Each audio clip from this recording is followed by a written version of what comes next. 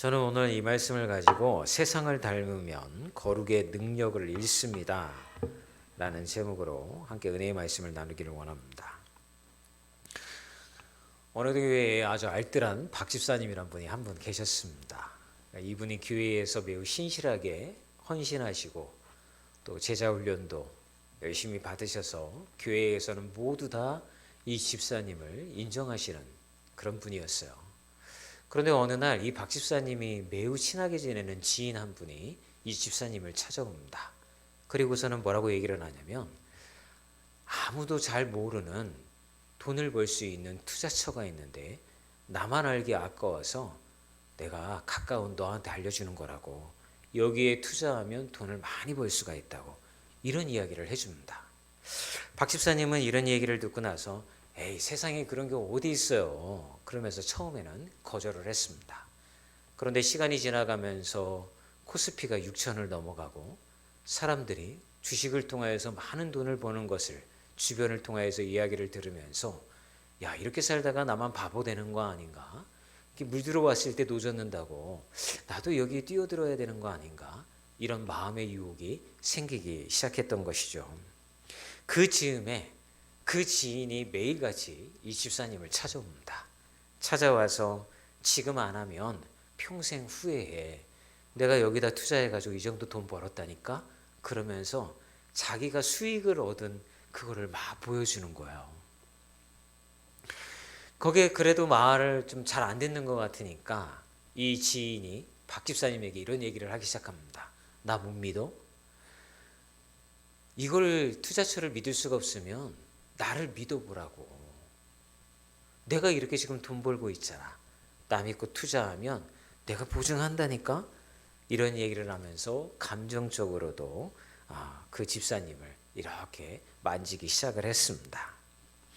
결국 이 박 집사님은 먼저 기도해 보지 아니하고 설마 잘못되겠어. 저 사람하고 나하고 알고 지낸 게 몇 년인데 좋은 거니까 나한테 알려주는 거겠지. 이런 생각을 가지고 거기에 노후 자금을 다 투자를 하게 됩니다. 결과는 안타깝게도 폰지 사기였습니다. 집사님은 나중에 울면서 목사님을 찾아와서 이렇게 고백을 합니다. 목사님, 처음에는 이상하다고 생각을 했어요. 근데 이분이 찾아와서 매일 그 얘기를 저한테 하니까 그 말이 진리처럼 들리고 영적인 감각이 완전히 마비되더라고요. 사랑하는 여러분, 오늘 본문에 나오는 삼손의 이야기가 바로 영적 감각을 잃어버렸을 때, 영적 분별력을 잃어버린 사람에게 일어나는 일이라는 것을 우리에게 이야기를 해주고 있습니다.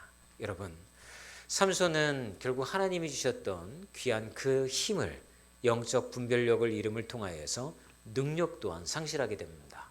그의 인생의 마지막은 어땠습니까? 그가 노예로 끌려가서 맷돌을 돌리는 그런 비참한 삶을 살게 되었습니다.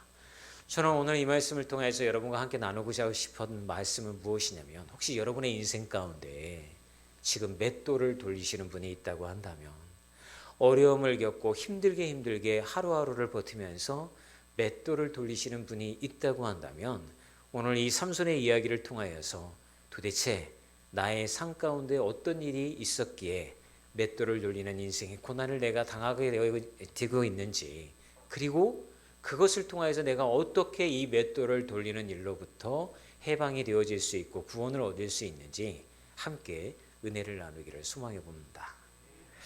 자, 오늘 말씀의 핵심은 여러분 하나입니다.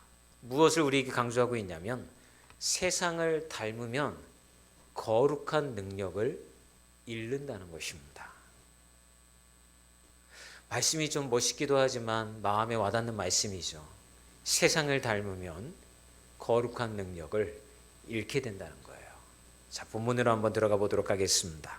오늘 본문을 통해서 저는 이렇게 본문을 여러분들에게 나눌 것입니다. 첫 번째는 문제가 무엇인지, 그리고 그 원인이 무엇인지, 그리고 마지막으로 어떻게 회복할 수 있는지를 함께 나눠보고자 합니다.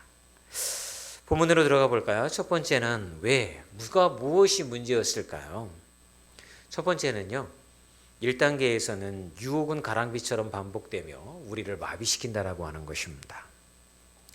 여러분 본문 말씀을 16장을 쭉 읽어보게 되어지면 삼손이 한순간에 자신의 머리카락을 내어준 게 아니었다는 것을 알게 됩니다.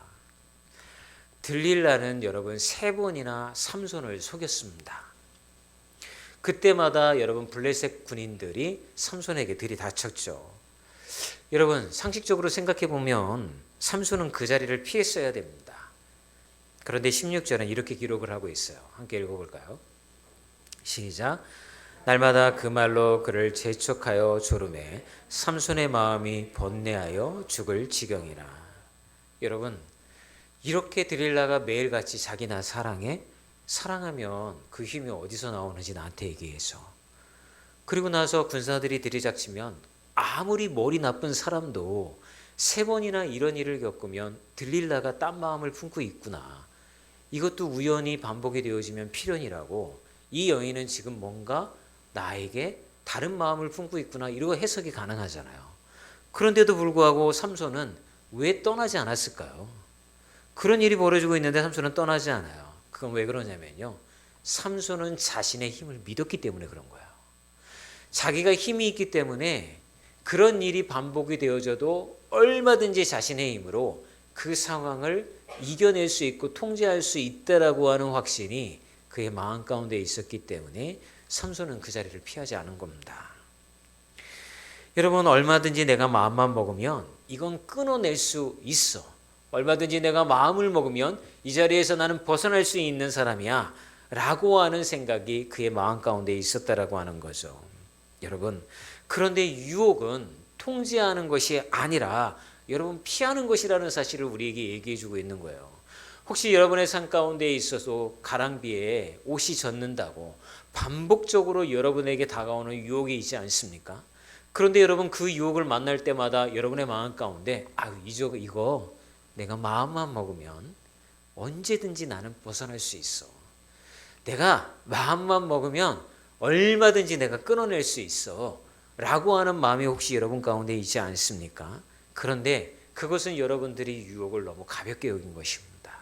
유혹은 한 번에 크게 여러분들에게 들어오지 않습니다. 아주 조금씩 여러분들이 느끼지 못하도록 그러나 반복적으로 여러분들의 삶 가운데 침범에 들어온다는 것입니다. 여러분 옛말에 끓는 물 속에 개구리 예화가 많이 나와요.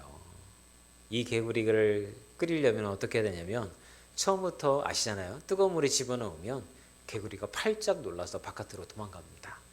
그런데 찬물에다가 개구리를 넣습니다. 그리고 불을 떼기 시작을 합니다. 가스불을 탁 켜면 점점점 물이 뜨거워지기 시작을 합니다. 그러면 개구리가요. 좋다라고 그 안에서 목욕탕 간 것처럼 사우나 하는 것처럼 즐긴다고 그래요. 그러다가 이 물이 점점점 팔팔 끓게 되어서 자기가 죽게 되었는데도 불구하고 거기에 익숙하게 되어져 가지고 이 냄비 바깥으로 도망을 치지 않는다라고 합니다. 결국 삶아져 죽고 마는 것이죠. 여러분 우리의 죄의 문제도 이런 겁니다. 유혹의 문제도 이런 거예요. 아주 조금씩. 이 정도 괜찮은데 뭐 남들도 다 하는데 뭐 저 교회 다니는 집사님도 하고 저쪽 교회 다니는 이 집사님도 하는데 뭐 다 괜찮다고. 그렇지만 이런 것들이 하루하루 반복이 될 때 우리의 영적 분별력은 무너져 내리게 된다는 것입니다. 사랑하는 여러분 삼손은 들릴라의 무릎 위가 너무 편했습니다. 그곳이 자신이 무너지는 자리라는 사실을 그는 그래서 완전히 잃어버리게 되어진 것입니다. 혹시 여러분의 영혼에 지금 들려오는 소리가 있지 않습니까? 계속해서 반복적으로 이 정도는 괜찮아. 얼마든지 내가 통제할 수 있다고. 마음만 먹으면 얼마든지 벗어날 수가 있는 그런 거라고 하면서 스스로가 교만의 자리에 앉고 계신 것. 그것이 있지 않습니까?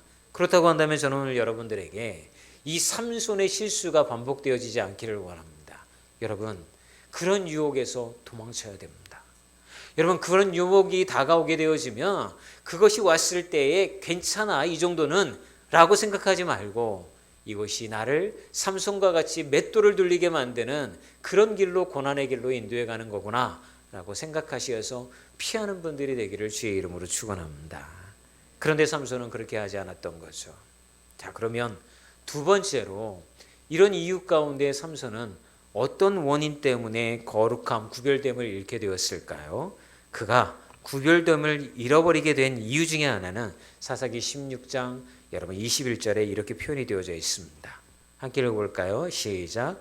블레셋 사람들이 그를 붙잡아 그의 눈을 빼고 끌고 가사에 내려가 노출로 매고 그에게 옥에서 맷돌을 돌리게 하였더라. 여러분, 삼손이 맷돌을 돌리게 된 이유의 하나는요, 그가 구별됨을 잃어버렸기 때문에 그런 거예요. 우리의 삶 가운데에도 우리가 그리스도인으로서의 구별됨을 잃어버리게 되잖아요. 그러면 우리의 삶 가운데 맷돌을 돌리게 되는 상황이 벌어지게 되어지는 거예요. 여러분, 우리가 맷돌을 돌리고 싶어하는 사람이 누가 있습니까? 그렇게 힘들게 끌려가고 두 눈이 뽑히고 쇠사슬에 묶이고 이런 인생을 살고 싶어하는 사람은 아무도 없어요. 그런데 거기로 끌고 가는 사단의 유혹은 강하게 오지 아니하고 서서히 우리를 잠식해 온다는 것입니다. 그랬을 때 여러분, 우리의 삶의 구별됨을 다시 한번 확신하여서 여러분들이 세우시는 분들이 되셨으면 좋겠어요. 여러분, 그럼 구별됨은 어떻게 해서 무너지게 되어질까요? 두 가지 경계선이 무너질 때에 이 구별됨이 무너진다라고 오늘 보면 우리에게 얘기를 하고 있어요. 첫 번째가 뭐냐면 내 삶의 운전대를 누가 잡고 있는가? 주권의 경계선이 무너질 때에 여러분 우리의 구별됨이 무너진다라고 말씀하고 있는 것입니다. 여러분, 삼손이 착각하고 있는 게 뭡니까? 자기가 가지고 있는 힘이 자기에게서 나온다라고 착각한 것입니다. 그런데 삼손에게 이 힘이 있는 이유, 그 힘의 근원은 삼손이 아니었어요. 하나님이었다고요.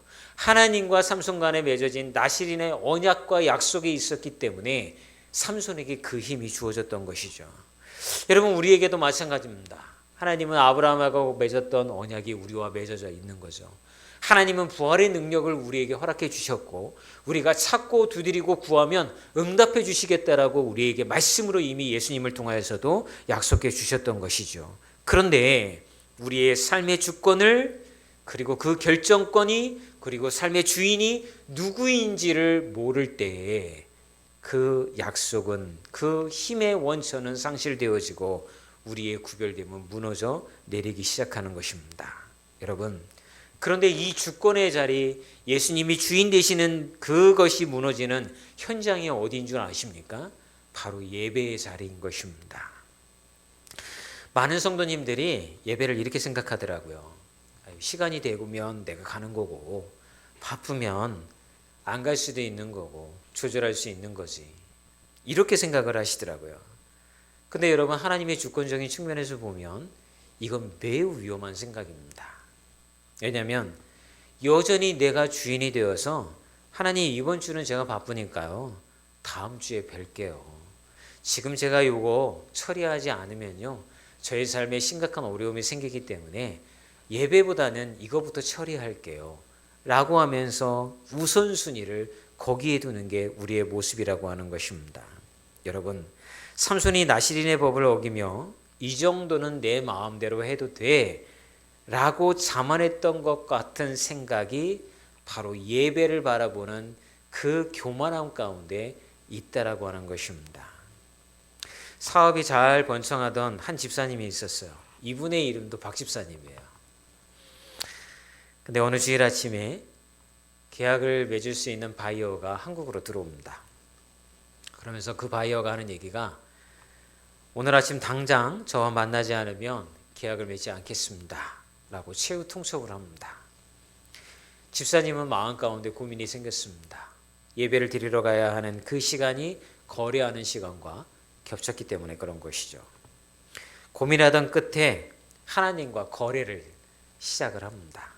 주님, 오늘 미팅만 잘 되면 제가 그 수익으로 선교헌금도 하고요. 오늘 일이 잘 되면 교회 일도 더 열심히 하도록 하겠습니다. 그러니까 이번 한 번만 이해를 해 주십시오, 주님. 이렇게 기도하고서 그의 발걸음을 교회로 가던 중에 계약을 하던 장소로 바꾸게 됩니다. 여러분, 결과는 어떻게 되었을까요? 계약이 성사가 되었습니다. 그리고 집사님은 많은 돈을 벌 수가 있게 되었습니다. 그런데 중요한 것은 그날 이후에 집사님의 마음에서 하나님을 경외하는 마음이 사라지기 시작했다는 것입니다. 내 마음대로 해도 별일이 없네? 오히려 돈이 더 잘 벌리네? 하나님은 이 정도는 이해를 해주시는 건가 봐 라고 생각을 하면서 하나님을 그리고 예배의 자리를 가볍게 여기기 시작을 했습니다. 그리고 마침내는 하나님이 계셔야 할 자리에 자기의 유익을 얻기 시작했던 거죠. 여러분, 주권의 경계선이 무너지니까 삼손처럼 영적인 힘이 빠져나가기 시작했던 겁니다. 그리고 그런 줄도 모르고 세상의 성공에 취해서 이 집사님은 세상으로 나가기 시작했던 거죠. 나중에 이 집사님이 목사님을 찾아와서 이렇게 고백을 합니다. 목사님, 제가 하나님을 제 사업 성공의 비서로 부려먹으려고 그랬습니다. 하나님이 내 주인이신데 내가 주인 노릇하면서 주님이 이렇게 해주셔야 됩니다, 저렇게 해주셔야 됩니다 라고 주님을 부려먹었던 거죠. 사랑하는 여러분, 예배는 주님과의 거래하는 시간이 아닙니다. 왜 그토록 교회는 그리고 성경의 말씀은 예배를 중요하게 여기라고 그렇게 우리에게 말씀하고 있는 걸까요? 내 스케줄이 아무리 바빠도 하나님이 주인 되심을 고백할 수 있는 시간이 바로 예배의 시간이 되기 때문에 모든 계획이 멈춰주고 그 멈춰준 시간에 하나님의 인도하심을 구하는 시간이 예배의 시간이기 때문에 성경은 우리에게 예배를 소중하게 여기라라고 말씀하고 있는 거예요. 여러분, 삼손은 하나님이 앉아 계셔야 할 그 주인의 자리에 자신이 앉음을 통하여서 자기가 뭐든지 통제할 수 있고 자기가 할 수 있다라고 생각했던 것이죠. 그런데 그것이 경계선이 무너지기 시작하니 그는 하나님을 가볍게 여기기 시작하였고 자신이 하고 싶었던 대로 그렇게 함부로 살았던 것입니다. 이런 것이 무너져 내리기 시작하면 여러분, 우리 삶의 거룩의 힘도 무너져 내리기 시작하는 것입니다. 사랑하는 여러분, 여러분의 삶에 지금 몇 도를 돌리고 있습니까? 다시 한번 부탁드립니다. 지금 우리가 회복해야 될 것은 예배의 회복이 먼저 이루어져야 되는 것입니다. 여러분의 상관과 우선순위 가운데에 예배의 시간이, 하나님을 만나는 시간이, 주님께 기도하면서 나의 삶을 인도해 달라고 하는 고백하는 그 시간이 회복이 되어졌을 때에 비로소 우리의 삶 가운데 하나님이 허락하신 맷돌의 시간이 지나가고 마침내 회복의 시간이 일어나게 되어질 줄 믿습니다. 여러분, 삼손이 무너진 두 번째 경계선은 무엇이었을까요? 그것은 정체성이 무너진 것입니다. 세상과 나는 무엇이 다른가? 라고 하는 정체성이 무너져 내린 것입니다. 여러분, 그 삼손이요, 굉장히 호랑방탕하게 살았던 것 같아요. 굉장히 여성 편력도 있는 것 같고 힘이 있으니까 자기가 하고 싶은 대로 마음대로 하며 살았던 것 같아요. 그런데 그가 세상과 똑같은 즐거움을 그렇게 따라가니 그는 그 힘을 잃어버리게 되었던 것이죠. 여러분, 우리도 마찬가지인 거예요. 여러분 교회 다니시지만 세상 사람들과 다를 게 뭐가 있습니까? 주일날 교회 오는 것으로 세상 사람들과 다름을 표현하십니까?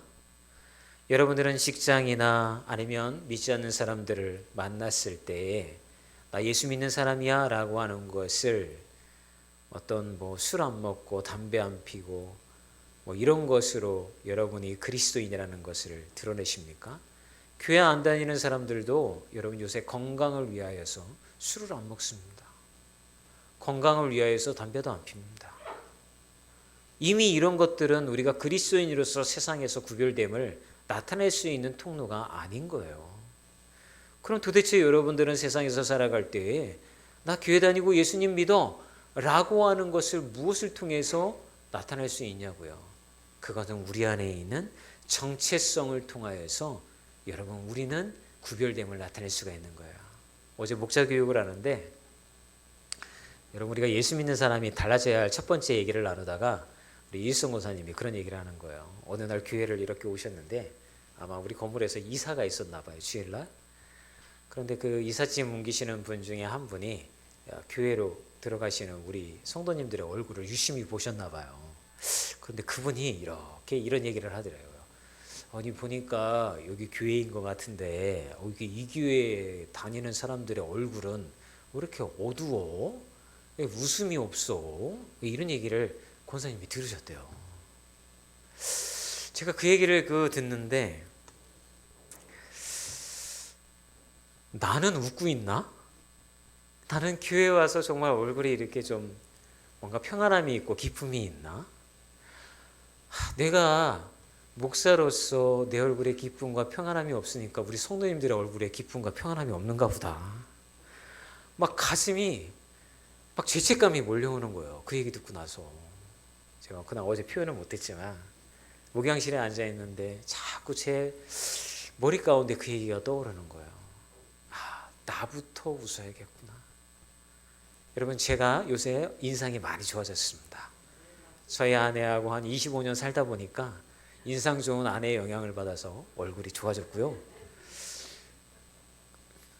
나도 우리 아내처럼 웃는 인상이었으면 너무 좋겠어요. 앞으로 목회자 될 사람들은 얼굴이 웃는 인상이 될 사람만, 아니 그런 걸 타고난 사람이 오면 좋을 것 같아요. 사람들이 보고서 아유 어떻게 그렇게 항상 싱글생글 잘 웃냐고. 근데 부모님이 저에게 목회자의 길을 가라고 한 가지 주신 그런 어떤 유산 같은 것이 얼굴에 하나 있어요. 그게 뭐냐면 처진 눈이에요. 이게 눈이 약간 제가 처졌기 때문에 사람들이 이렇게 보면 제가 조금만 웃으면 눈웃음 친다고 그래요. 오해가 없으셨으면 좋겠습니다. 여러분들에게 눈웃음 치는 게 아니라 원래 타고난 게 이래요. 제가 조금만 웃으면 인상이 참 좋아지는 인상이에요. 여러분, 근데 우리가 웃을 수 있는 이유가 뭐냔 말이에요. 그건 하나님이 나의 주인 되시고 나의 삶을 인도해 가시고 하늘에도 계시고 저 수월 지옥에도 계시고 만물 가운데 모두 계신 그 하나님이 모든 것을 아시는 그 주님이 권능의 능력을 가지고 나와 함께하고 계시고 나와 동행해 주시다라고 약속해 주셨잖아요, 여러분. 그러면 내 인생에 나만 만들어가는 인생이 아니란 말이에요.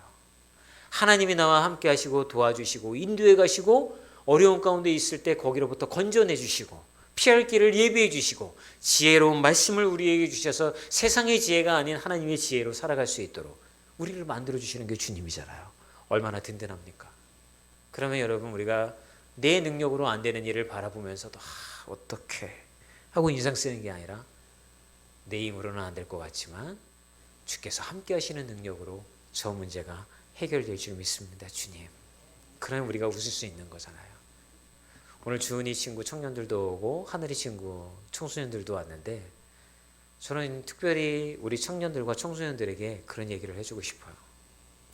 얘들아, 인생을 내가 조금 살아보니까 공부 잘한다고 인생이 잘 풀리는 거 아니더라.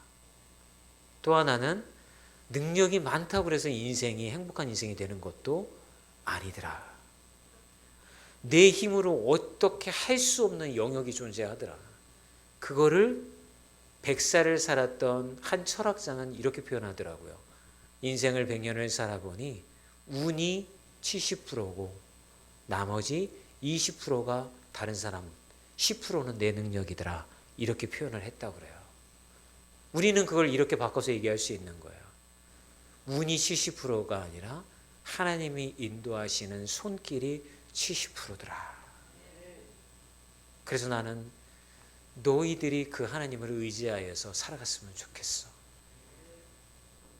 너희들이 태어나고 싶어서 그 가정에 태어난 것도 아니고 그런 인생을 살고 싶어서 그 인생을 선택한 것도 아닌 인생이 주어지게 될 거야. 그럼 그때 너희들은 무엇을 기댈래?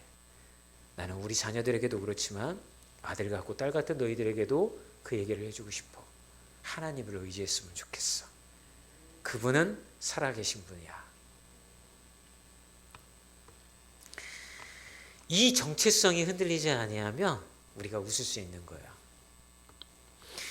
최 권사님이란 분이 있었어요. 오랜만에 친구들을 만나서 필리핀 여행을 가기로 마음을 먹었습니다. 초등학교 동창들이랑 이제 필리핀 여행 일정을 잡은 거예요. 문제가 생겼어요. 이 최 권사님은 그렇게 하고 싶지 않았지만 일정 가운데 주일이 끼어 있었습니다. 신실하기로 소문난 이 최 권사님은 처음에 망설였습니다.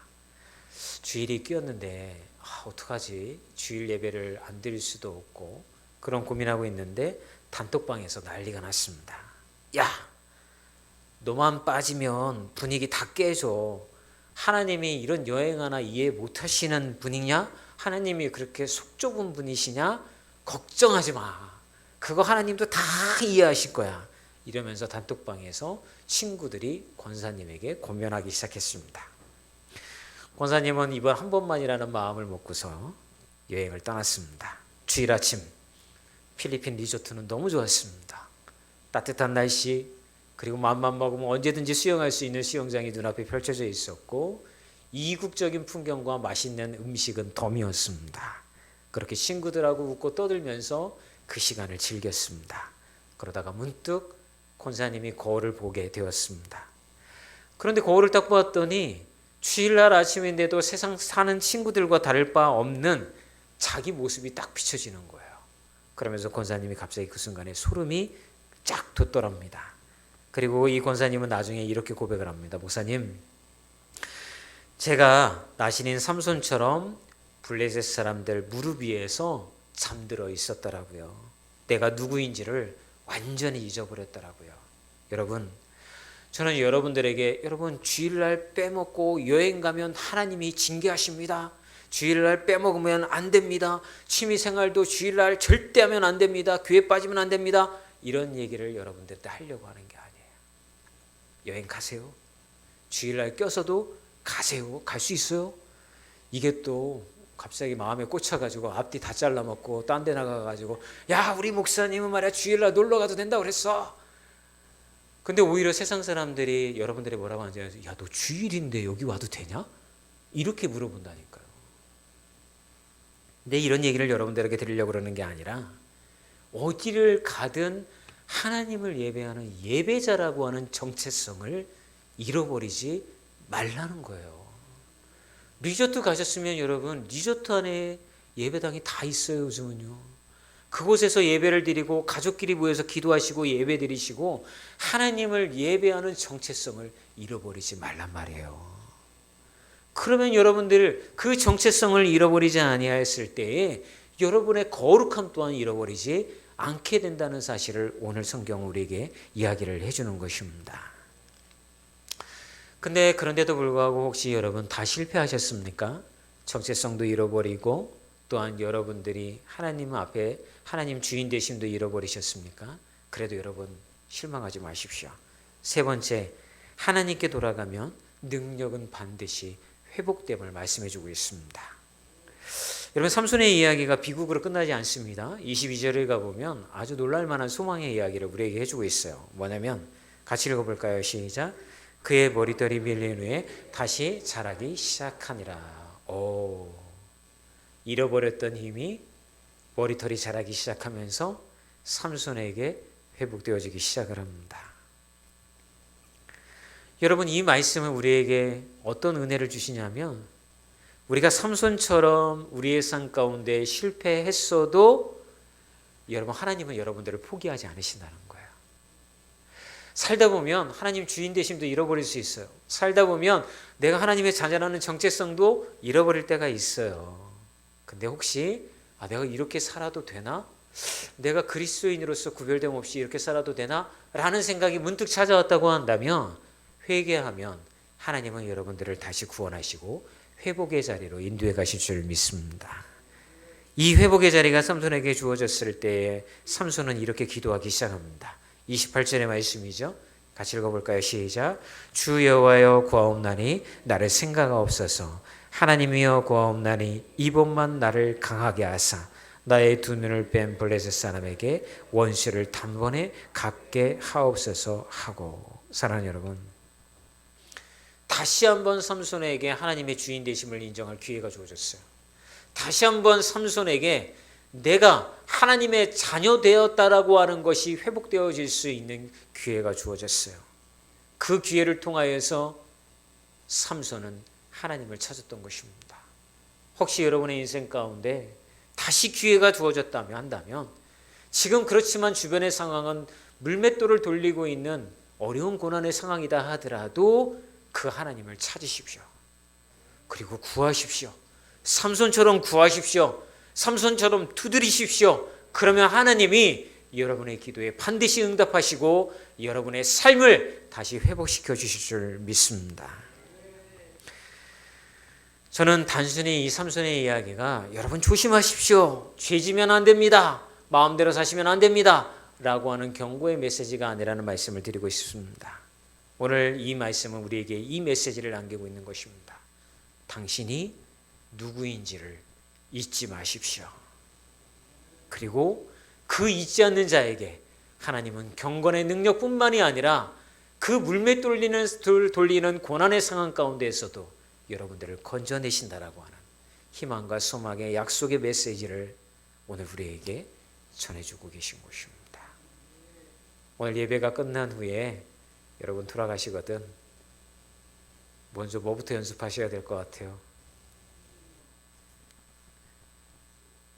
거울을 보면서 연습하세요. 그러다가 얘 미쳤나 봐 이러면서 이렇게 안에 기쁨이 있으면 얼굴부터 펴지는 거예요. 근데 우리의 기쁨은 어디서 오는 거예요? 주님으로부터 오는 거예요. 든든한 백, 내가 찾으면 만나주시고 기도하면 응답해 주시고 그 하나님이 있으니까 우리가 웃을 수 있는 거예요.